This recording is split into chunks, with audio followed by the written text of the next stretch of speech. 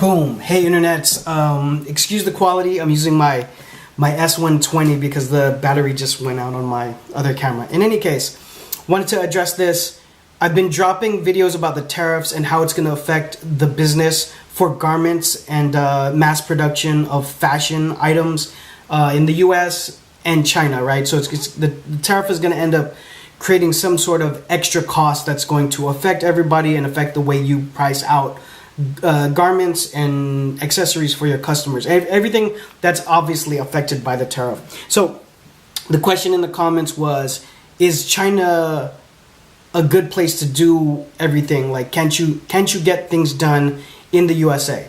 So, I mean, okay, so my fast answer to that, and I've said it many times on my channel for, you know, round of way. I've never made an actual video of this, but I mention it all the time.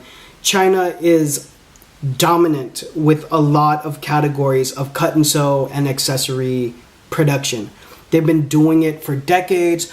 A lot of times when people are doing production in another country, like maybe Cambodia, maybe Vietnam, maybe Thailand, any of those places, it's usually one-off production, or I've seen before where big labels own a factory that's not in China, but even a lot of times the fabrications are milled in China, so they're gonna have it be sent over. So how much less of a cost or maybe headache would it be if you just mill it nationally and have your vendor be in the south of China or wherever it is? Is USA manufacturing good? It is good. Could we build it to be as good as China? It depends on your definition of that. Right off the bat, I'm going to tell you, if you quote with someone in the US, it's going to be a much higher quote than it would be in China. Now, for some brands, I think it's an asset. At the time that this is posting, I think it's an asset to make some product USA, okay? I've worked before with Bella Canvas, and they do a lot of things in the US. They're the closest big blank company that does a majority of their things in the US. It's actually super impressive. But not a lot of vendors are hitting on all cylinders like that. It's a very tough game. And I'm saying this as a person who's been a designer for multi-million-dollar brands, and their system is in place. So I'm working with the production manager, and the vendors that we already have, okay? And I'm also saying this as a person who owned US production, right? I owned a high-volume screen printing shop. We did embroidery. We serviced some huge accounts, okay? My business partner is still doing it. You know, Union Prints in Vista. JJ's still doing that business. So I provided service as well domestically as a vendor for, you know, other companies as well. So I'm saying it from that standpoint as well. You know, China's just a different beast. They have different laws, obviously.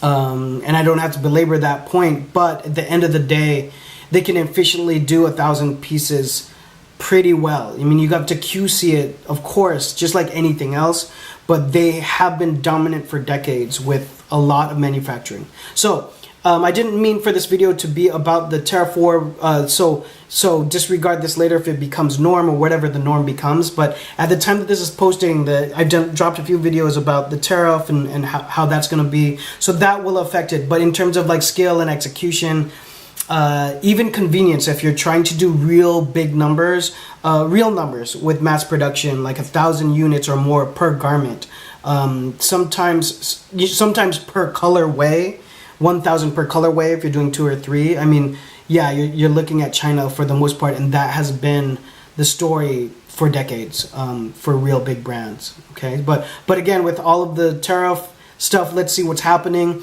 I've heard Africa get thrown into the mix. Actually, recently, Africa is getting thrown into the mix for big units. Other than that, for smaller units, a lot of people are looking at Thailand now is getting talked about, and less talk of Vietnam or Cambodia, but more talk of Thailand. So keep you guys posted on that, and that'll be titled as a separate video. But USA Production is continuing to grow, but China has always been dominant. Is basically a fact. Okay. So if you guys have any other questions, let me know. Drop them all down below. I'll see you guys on the next one. Bye.